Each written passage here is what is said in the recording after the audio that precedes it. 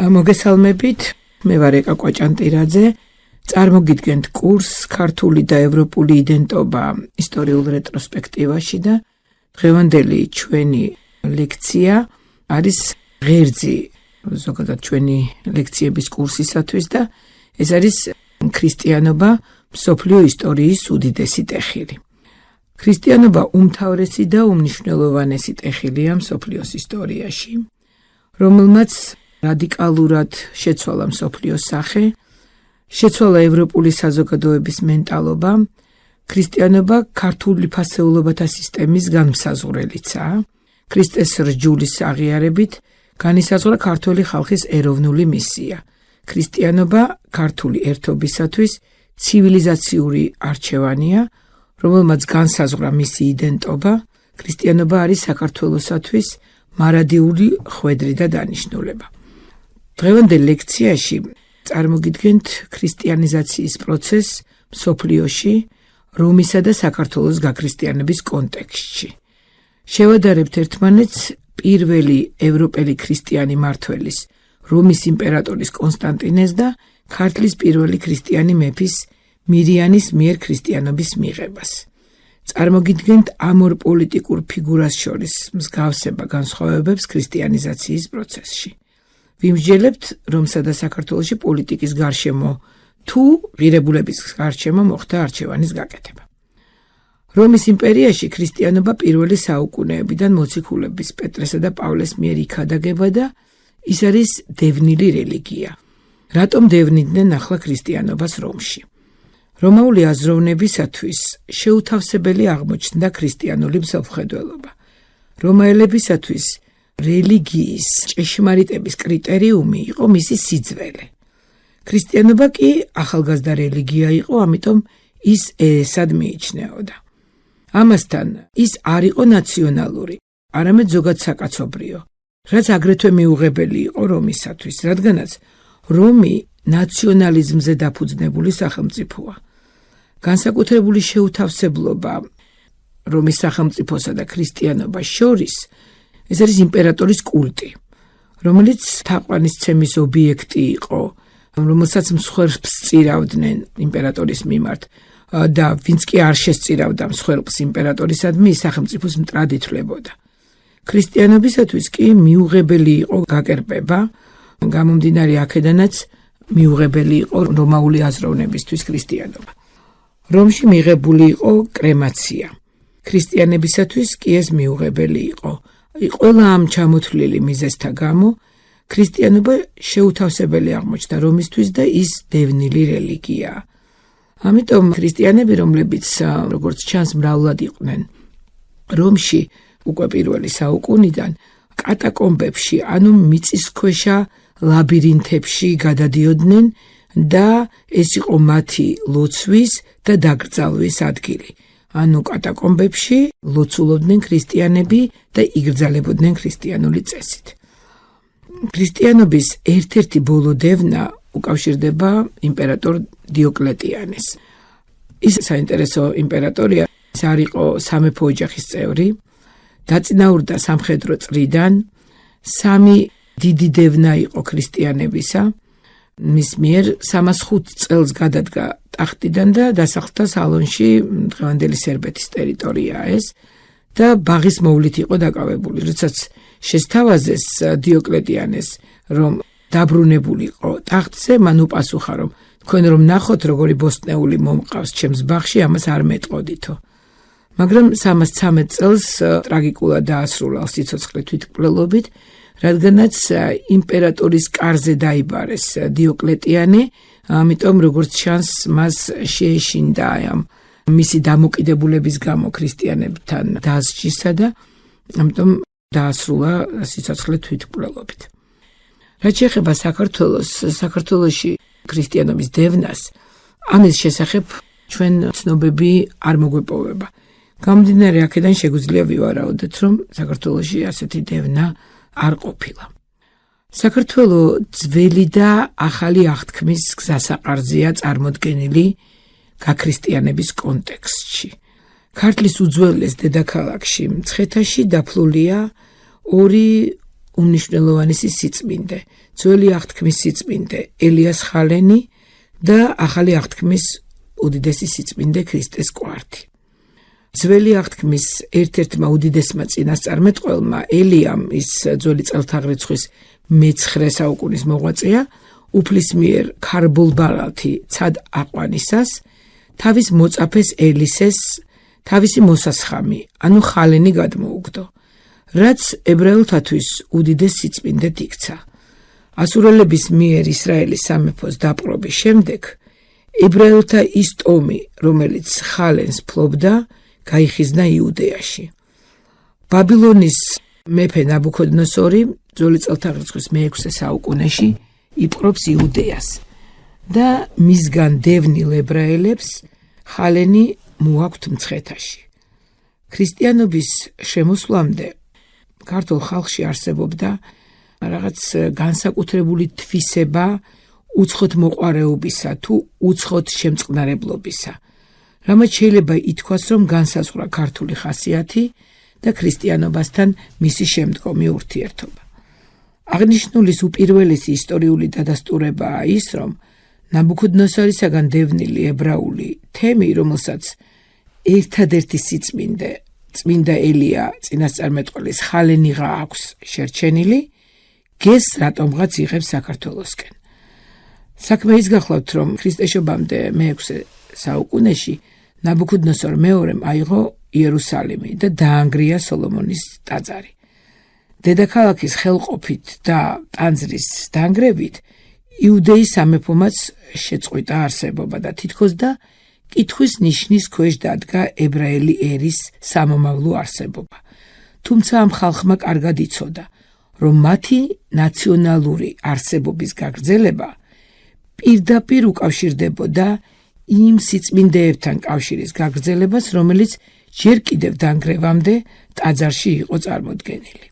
სიწმინდის მატერიალური გამოხატულება კი წმინდა ელია წინასწარმეტყველის ხალენი იყო და აი ებრაელთა ის ნაწილი, რომელმაც მიიღო ეს სიწმინდე, ცდილობს მონახოს ის მხარე, წავიდეს იმ ტერიტორიაზე, სადაც მათ სიწმინდეს და პირდაპირ პროპორციულად და შესაბამისად ეროვნულ იდენტობას საფრთხე არ შეექმნება. ეს ადგილი კი ქართველებით დასახლებული ტერიტორია გახდათ, ხოლო იქ, სადაც ებრაული დიასპორა მოვიდა უდიდესი სიწმინდით ელიას ხალენით, ქალაქი მცხეთა იყო. მცხეთა, რომელიც მოგვიანებით საქართველოს ღირებულების და მენტალურ ცენტრად იქცა, რადგან აქ დაივანებს კიდევ ერთი უდიდესი სიწმინდე კაცობრიობისათვის იესო ქრისტეს კვართი. ცხადია, ებრაელთა იმ ჯგუფს, რომელსაც თან ჰქონდა ელია წინასწარმეტყველის ხალენი, სხვაგანაც შეეძლო წასვლა.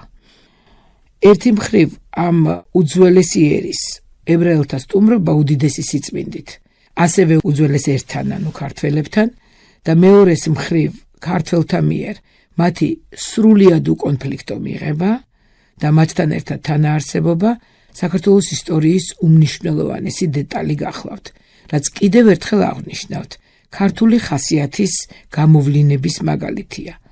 ამ ხასიათის თვალნათელი წარმოჩენაა ისიც, რომ ისტორიულად ქართველ ერს არ ქონია კონფლიქტი მის ტერიტორიაზე დასახლების მსურველ არცერთ ეროვნულ ერთეულთან. ეს ალბათ მისი ხასიათის იმ უწყვეტ კავშირზე მიუთითებს წარსულთან, რაც ქართული სახელმწიფოებრიობისათვის ერთ-ერთ აუცილებელ დამახასიათებელ ელემენტად არის ქცეული. ძველი აღთქმის მიღებით საქართველო ღვთივს ჭურჭლად, ანუ ახალი აღთქმისათვის მზადდება. პირველ საუკუნეში მცხეთელმა ებრაელებმა, ელიოზმა და ლონგინოზმა ქრისტეს ჯვარცმის შემდეგ უფლის კვართი მცხეთაში ჩამოაბრძანეს. ეკლესიის დიდი მამები, კვიპრიანი კართაგენელი, ეპიფანე კვიპრელი, იოანე ოქროპირი, კირილე ალექსანდრიელი განმარტავენ კვართს, როგორც ეკლესიური ერთიანობის მარდილ სიმბოლოს. მოქცევა ქართლისაი მას უწოდებს უსასურველესი ყოველთა სასურველთა. კვართის დაფლის ადგილი მცხეთაში იერუსალიმში მაცხოვრის საფლავის ადეკვატურია. იერუსალიმის საფლავი მხოლოდ ადგილი ვიცით. მცხეთაში კი მატერიალური ნიშანი არის იმისა, რაც ემოსა მაცხოვარს. ღვთისმეტყველები მიიჩნევენ, რომ უფრო რეალური საფლავი მცხეთაშია, რადგან მთავარი სამოსელი უფლისა გვირგვინის სიწმინდეებისა მცხეთაშია. ელიოზის დედა, რომელიც ძველი აღთქმის მართალია, ეუბნება შვილს, წავიდეს იერუსალემში, დაესწროს უფლის ჯვარცმას, მაგრამ არ იყოს თანაზიარი. ანუ ქართველი ებრაელები სხვაგვარად აღიქვამენ ქრისტეს და სწორედ გაიგებენ მის მოძღვრებას. ამიტომ ეძლევათ სწორედ მათ გვართი. მარტვილოლოგიის ისტორია მცხეთიდან იწყება. ელიოზის დედა, რომელმაც სამშვალის ჩარჭობის ხმა გაიგო, მცხეთაში პირველ მარტვილია. მცხეთას ყურთასმენა აქვს გახსნილი. ძველი აღთქმის მტვირთველი მცხეთა შემზადებულია ახალი აღთქმისათვის. ახლა მის მიწაში ძველი და ახალი აღთქმის სიწმინდეებია დავანებული. კვართი, როგორც უკერველი და განუყოფელი ნიშანი ეკლესიის განუყოფლობისა. მისი ფლობა ეკლესიათა მეწინამძღვრეობის გამოხატულებაა.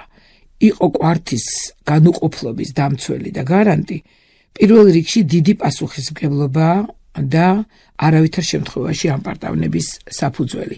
ეს კარგად იყო გათავისებული ქართული ერთობის მიერ მთელი მედიევალური ისტორიის განმავლობაში და ვფიქრობ, ასევე უნდა იყოს ის ეხლაც თანამედროვე რეალობაში. კვართი დღემდე რჩება ნაციონალური კონსოლიდაციის სიმბოლოდ. ქართულ ერთობას ამ განძის მცველობა მიენიჭა, მისი შემნახავი და თაობებისათვის გადამცემია. განძის მცველობა მისი უმთავრესი მოვალეობა გახდა, მისი უმთავრესი მისია გახდა. ქრისტიანიზაცია საქართველოში უფლის მოციქულების ანდრია პირველწოდებულის, სვიმონ კანანელის და მატათას ქადაგებით გრძელდება. რომის იმპერიაში ქრისტიანობის ოფიციალური აღიარება ოღონდ არასახელმწიფო რელიგიად გამოცხადება. მეოთხე საუკუნეში იმპერატორ კონსტანტინე დიდის სახელს უკავშირდება. სახელმწიფო რელიგიად გვიან გამოცხადდა ქრისტიანობა რომში. ქრისტიანობის ბედი დასავლური სამყაროსთვის იმდროინდელი მსოფლიოს უდიდესი იმპერიის რომის ოფიციალურ გადაწყვეტილებაზეა დამოკიდებული. რომის ეს გადაწყვეტილება კონსტანტინეს ნებამ და არჩევანმა განსაზღვრა. ასევე საქართველოში ქრისტიანობის დაფუძნების ბედი მეფე მირიანის ნებამ და არჩევანმა განაპირობა. ორივეს კონსტანტინესაც და მირიანსაც ოჯახში ყავს ქრისტიანობის დამცველი და ამ რელიგიის უპირატესობის მქადაგებელი. კონსტანტინეს შემთხვევაში ეს არის მისი დედა ელენე, ხოლო მირიანის შემთხვევაში ეს არის მისი მეუღლე ნანა. მაგრამ ქრისტიანობის სასარგებლოდ გადაწყვეტილების მიღება მხოლოდ მათ პირად გადაწყვეტილებაზეა. ისინი პირველი პირები არიან და მხოლოდ პირადი განსაცდელის შედეგად მიდიან ამ გადაწყვეტილებამდე. რომის დასავლეთ ნაწილის მმართველის, ანუ კონსტანტინეს თანამმართველის ფაქტობრივად ლიცინიუსის წინააღმდეგ ლაშქრობის წინ კონსტანტინეს ჰქონდა გამოცხადება ყველა საბრძოლო იარაღზე ჯვრის გამოსახვის შესახებ. ეს ნიშანი კონსტანტინეს აზროვნებაში ქრისტიანობის ნიშანია და ბრძოლიდან გამარჯვებული იმპერატორი მენტალურად უკვე ქრისტიანია. ლიცინიუსს სამჯერ მეტი ჯარი ყავს ვიდრე კონსტანტინეს. კონსტანტინეს შანსები ძალიან დაბალია, ამიტომ ამ ბრძოლაში გამარჯვებული გამოსული კონსტანტინე და ბრძოლის ველიდან მომავალი კონსტანტინე მენტალურად უკვე ქრისტიანია, რადგანაც თავს თვლის ქრისტიანად. ისმის შეკითხვა, რამდენად იყო მშვიდობის დამყარება იმპერიასა და ქრისტიანობას შორის ერთი პიროვნების, ერთი ინიციატივის პრობლემა. კონსტანტინეს გაქრისტიანებას ადავრებენ პავლე მოციქულის მოქცევას, მაგრამ ვფიქრობ, რომ მათ შორის დიდი სხვაობაა. მოციქულ პავლეს შემთხვევაში ეს იყო მთელი მისი ფასეულობათა სისტემის გადაფასება, რომელმაც მოციქულის ცხოვრებაში ყველაფერი შეცვალა. კონსტანტინეს მოქცევა კი ემთხვევა გადამწყვეტ მომენტს მის პოლიტიკურ კარიერაში. ეს ცხადი არ არის პოლიტიკური გათვლა, არ არის მაკიაველიზმი, როგორც ზოგიერთი ისტორიკოსი ამტკიცებს, მაგრამ არც პიროვნების გარდასახვაა, როგორც ეს პავლესთან მოხდა. კონსტანტინეს სწამს, რომ ჯვრის ძალით ძლია ლიცინიუსს, რომ ის ღვთისმშეულია, ის თვლის თავს ქრისტიანად, შინაგანად გათავისებული აქვს ეს, მაგრამ ამაზე შორს ვერ მიდის. ამ მოვლენიდან 25 წელი ის არ ინათლება კიდევ. ნათლობა კი ეკლესიისათვის ერთადერთია, რაც ადამიანს ქრისტიანად ხდის. ვინ იყო ის 25 წლის განმავლობაში? კონსტანტინე დიდის მიერ 324 წელს ლიცინიუსზე თავის თანამმართველზე გამარჯვების მოპოვების და რომაული სამყაროს ერთპიროვნული მმართველად გახდომის მიუხედავად, ქრისტიანობა არ გამოცხადებულა იმპერიის ოფიციალურ რელიგიად. არც 313 წლის ოქტომბერში გამოცემული მილანის ედიქტი, არც 325 წელს კონსტანტინოპოლში მოწვეული ნიკეის კრება, ან თუნდაც 327 წელს იმპერატორის სიკვდილის წინ მონათლა, არ შეიძლება განვიხილოთ როგორც სახელმწიფოს გაქრისტიანების ცალსახა ნიშნები. ამის ერთ-ერთი დამატებითი არგუმენტი ისიც არის, რომ მილანის ედიქტის შემდეგაც 322 წლამდე კონსტანტინემ გააგრძელა თავის მონეტებზე წარმართული ღმერთების მარსის და იუპიტერის გამოსახვა. თუმცა მიუხედავად იმისა, რომ მილანის ედიქტი და ნიკეის კრება მიჩნეული არ არის იმპერიის გაქრისტიანების უპირობო ნიშნად, ახალმა რელიგიამ მყარი საფუძველი ზუსტად კონსტანტინეს მმართველობის დროს მოიპოვა. 324 წელს ლიცინიუსზე გამარჯვების შემდეგ მან ცვლილებები შეიტანა კანონმდებლობაში და საზოგადოებრივი აზრი მოამზადა მომავალში ქრისტიანობის ოფიციალურ რელიგიად გამოცხადებისათვის. მომძებნო პერიოდში კი კონსტანტინემ იმპერიის მოხელეობას აუგრძალა, წარმართული რელიგიური რიტუალების გამართვა, აგრეთვე აიგრძალა წარმართული კერპების აღმართვა და ორაკულისათვის მიმართვა.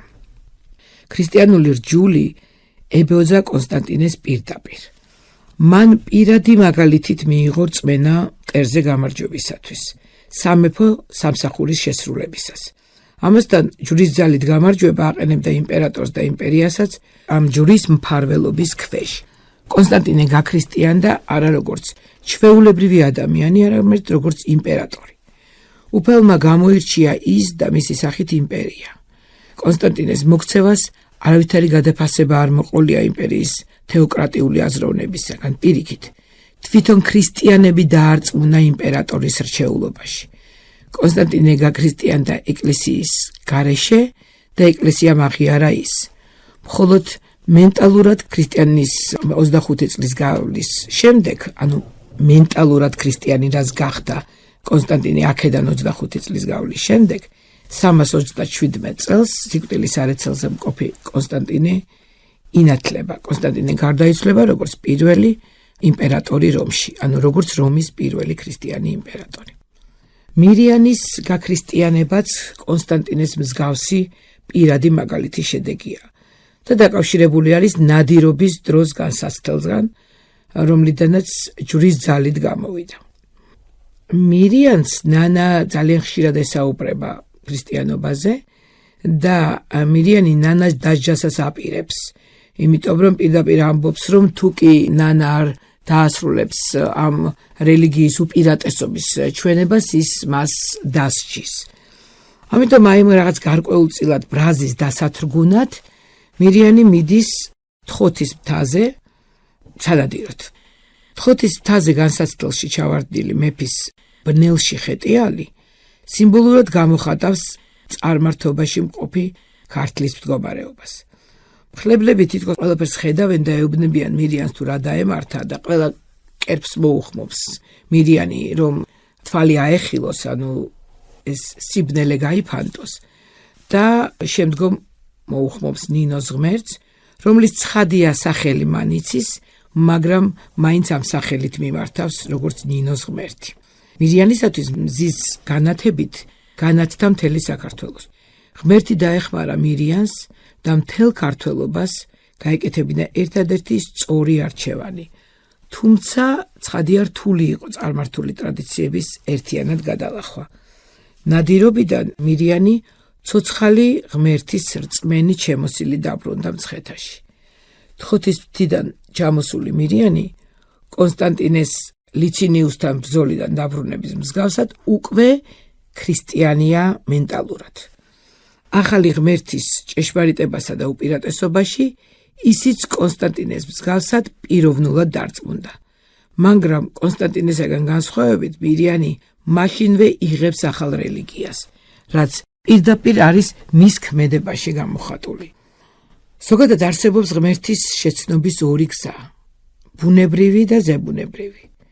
პირველი გზა ეს არის, როცა ადამიანი თანდათან მიდის ღმერთისკენ, ეს არის ბუნებრივი გზა და ზებუნებრივი გზა, როცა ღმერთი პირდაპირ იჭრება ადამიანის ცხოვრებაში და სრულიად ცვლის მას. ასე მოხდა პავლესთან და ვფიქრობთ, რომ ასეა მირიანთანაც. თოთი, ჩემის აზრით, ღმერთთან შეხვედრის ადგილია. იქ შეხვდა და ნახა, როგორც ჩანს, მირიანმა ის, რაზეც ფიქრის საფუძველი და ფიქრის საშუალებაც კი აღარ იყო. მან ისეთი რამ ნახა, რომელმაც ამოაყირავა მისი ცხოვრება, ამიტომ ნადირობიდან ჩამოსული მირიანი მიდის არა სასახლეში, არამედ მიდის მაყლოვანში წმინდა ნინოსთან და ეკითხება მას: სად აუგოს ტაძარი ღმერთს? ეს შეკითხვა აჩვენებს, რომ მირიანი ცხადად, ურყევად ქრისტიანია და მიღებული აქვს ქრისტიანული ტაძრის მშენებლობის გადაწყვეტილება. ამითაც განსხვავდებიან კონსტანტინე და მირიანი. თუ კონსტანტინე აგებს ახალ ქალაქს კონსტანტინოპოლს, როგორც ქრისტიანობისადმი მიძღვნილ ძეგლს, მაგრამ უფრო შორს ვერ მიდის ვერც მენტალურ და ვერც ლანდშაფტურ გადაწყვეტილებებში, მირიანი ახარციელებს არა მარტო მენტალურ, არამედ ლანდშაფტურ ცვლილებებსაც. პირველი ქრისტიანული ტაძრისათვის ის თმობს ყველაზე ძვირფას, თავის საცხოვრის, თავის სამეფო სასახლეს, თავის სამეფო ბაღს, სამეფო ატრიბუტიკას. მირიანს კარგად აქვს გაცნობიერებული, რომ პირველი ეკლესია უნდა აშენდეს იქ, სადაც ქრისტეს კვართია დაფლული. ის გამოდის სამეფო ბაღიდან და ქართლში იწყება პირველი ქრისტიანული ტაძრის, სვეტიცხოვლის მშენებლობა. ხალხი ხედავს მირიანის დათმობას ქრისტიანობის სასარგებლოდ. ჯერ მირიანი გაქრისტიანდა, შემდეგ ერი. კონსტანტინესთან კი ჯერ ხალხი დარწმუნდა მის რჩეულობაში, შემდეგ კი კონსტანტინე მოინათლა. მირიანისა და კონსტანტინეს განსხვავებულობა ქრისტიანიზაციის გზაზე მათი ფასეულობათა სისტემის ცვლილებებში ცვლინდება. როგორც უკვე აღვნიშნეთ, კონსტანტინეს შემთხვევაში არ მომხდარა პიროვნების გადასახვა.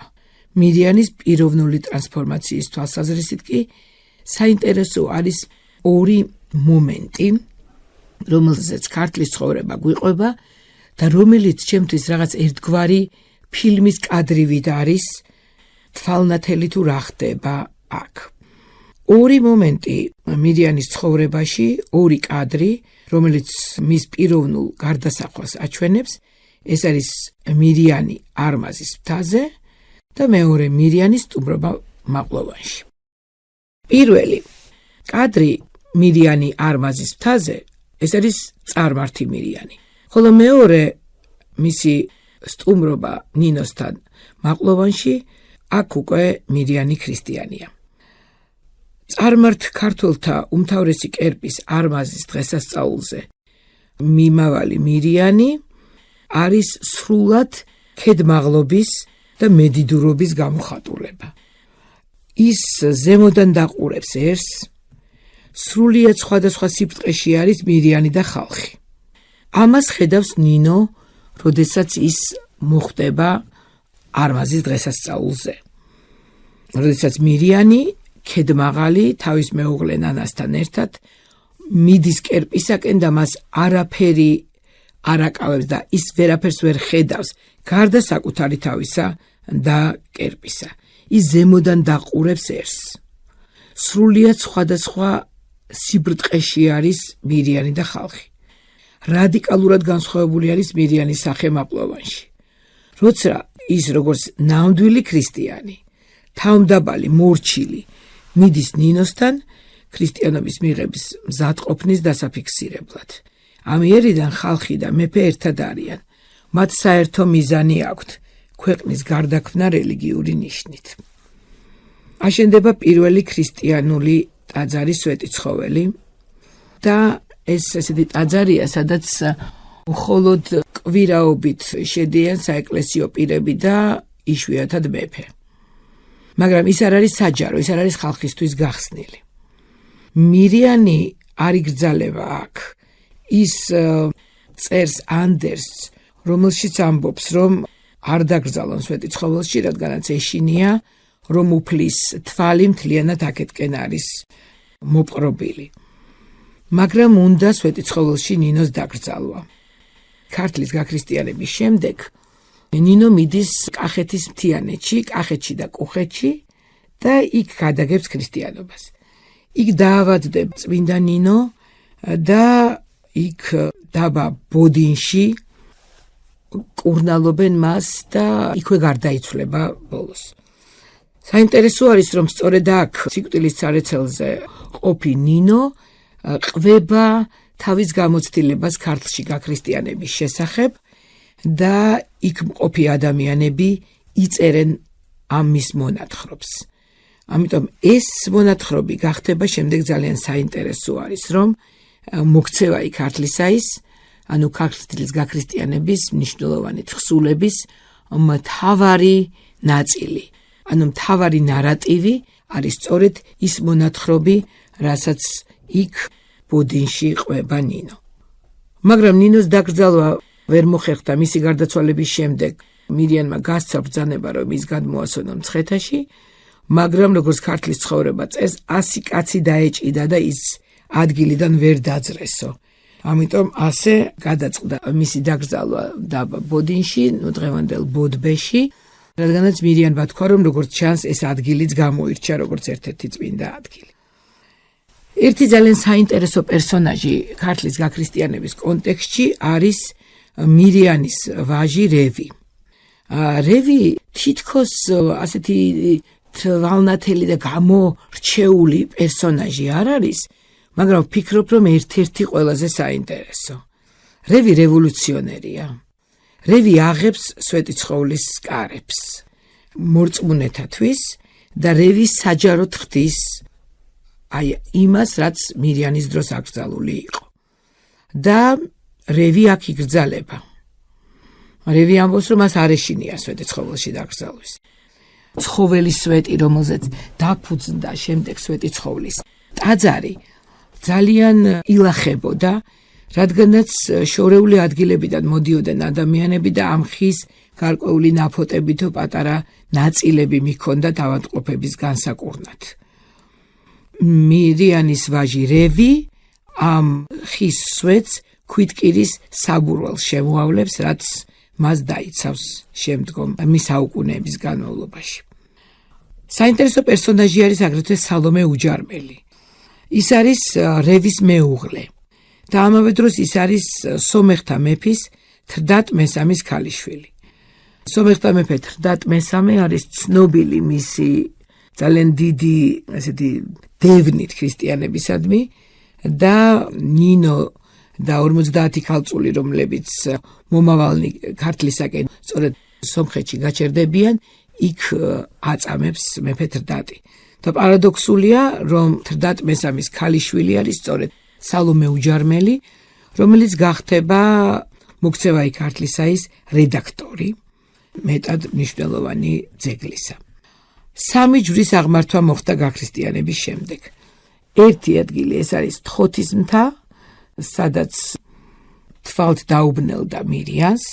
მეორე ადგილი ეს არის უჯარმა, რომელიც იყო უფლისწულების სატახტო ადგილი, ანუ უფლისწულების რეზიდენცია და მესამე ეს არის არმაზის მთაზე, სადაც დღეს არის ჯვრის მონასტერი და სადაც დაიმსხვრა სწორედ კერპები, რომელზეც ჩვენ ვისაუბრეთ. ამრიგად, ქართული და რომაული სამყაროს ფასეულობების თვალსაზრისით ბევრი მსგავსება განსხვავებები წარმოჩნდა გაქრისტიანების კონტექსტში. ახლა მე შევეცდები, რომ ჩამოგითვალოთ ეს მსგავსება განსხვავებები, რომელიც აჩვენებს საქართველოში და რომში ქრისტიანობის მიღების თავისებურებებს და რაც თავარია ამ განსხვავებებსა და მსგავსებებს, რომელიც ამ დროს იყო. ორივე შემთხვევაში გაქრისტიანების გადაწყვეტილება არის ქვეყნის პირველი პირების არჩევანი. ეს არის მსგავსება მათ შორის. ორივე კონსტანტინესა და მირიანიც პირად განსაცდელში გამოვლით მიდის ქრისტეს რჯულის აღიარებასთან. მეორე არის ის, რომ კონსტანტინეს მენტალური ქრისტიანიდან ნათლობამდე 25 წელი სჭირდება. მირიანი კი მაშინვე ინათლება. კონსტანტინეს გაუბედაობა არ ნიშნავს მის ნაკლებ გულმხურვალეობას ქრისტიანობის მიმართ მირიანთან შედარებით. კონსტანტინეს როგორც იმდროინდელი მსოფლიოს ყველაზე ძლევამოსილი იმპერიის თავკაცს სხვა მისია, სხვა მიზანი აქვს. როდესაც კონსტანტინეს ნელ-ნელა მიყავს იმპერია ქრისტიანობისაგან. ჩვენ აქ ვხედავთ მის მისიონერულ სამოციქულო მისიას. ის მსოფლიო მისიონერია და ამ მიზანს უსახავს საკუთარ თავს. სხვა მისია აქვს მირიანს, ანუ ქართულ ერთობას. ქრისტიან მირიანთან სრულიად იშლება ქედმაღლობა. მირიანი მეფე აღარ არის. რას გულისხმობთ ამაში? ის სამეფო ატრიბუტიკით სახელმწიფოს წინაშე ცხადია მეფეა, მაგრამ ქრისტიანობის მიმართ ის მსახურია. მისიონერობა კონსტანტინეს აქვს ნაკისრი, მირიანი კი ლიტურგიკული ღვთისმსახურების აღმსრულებელია. მისიონერობის ლიტურგიკული მხარდაჭერა აქვს ნაკისრი. ქრისტიანული მსოფლმხედველობით სახელმწიფოს მმართველი არ არის მეფე, ის მსახურია, დიაკვანია. ასე დიაკვანს ვხედავთ ჩვენ მირიანთან. ქართულ ქრისტიანულ ერთობაში მთელი შუა საუკუნეების განმავლობაში გამორჩეული ქართველი მონარქები სწორედ მსახურები იყვნენ. დიდი იმპერიის მესვეურები კი მისიონერები იყვნენ. მესამე განსხვავება კონსტანტინესა და მირიანს შორის არის ის, რომ კონსტანტინესთან არ მომხდარა ღირებულებების გადაფასება. მირიანთან კი შინაგანი პიროვნული ტრანსფორმაცია თვალნათელია. მეოთხე არის ის, რომ ჯერ მირიანი გაქრისტიანდა, შემდეგ ერი. კონსტანტინეს შემთხვევაში კი ჯერ ხალხი დარწმუნდა მის რჩეულობაში, შემდეგ კი კონსტანტინე მოინათლა. შემდეგი განსხვავებაა ის, რომ კონსტანტინეს შეგნებაში ქრისტიანული რწმენა მოვიდა არა ეკლესიის გზით, არამედ ებოძა პირდაპირ ეკლესიის გარეშე და ეკლესიამ აღიარა ის. მირიანი ეკლესიის საშუალებით იღებს ახალ ჯულს. მისთვის ქრისტიანობა მისიონერზე, წმინდა ნინოზე გადის. შემდეგი განსხვავება არის ის, რომ მირიანი ქრისტიანობის დასაფუძნებლად ქართლში სამეფო ნიშნებს თმობს, მის სასახლეს, მის სამეფო ბაღს. კონსტანტინე კი ქრისტიანობას უძღვნეს ახალ დედაქალაქს კონსტანტინოპოლს. ამრიგად, როგორც რომაული, ისე ქართული ერთობის ფასეულობათა სისტემის ჩამოყალიბებაში უმნიშვნელოვანესი ქრისტიანული ღირებულებები ხდება. ქრისტიანობამ გადაარჩინა რომის სულიერი დეგრადაციისაგან, ქრისტიანობა ქართული ერთობის ცივილიზაციური არჩევანი და ქართული იდენტობის მთავარი მარკერი გახდა. მადლობა ყურადღებისთვის.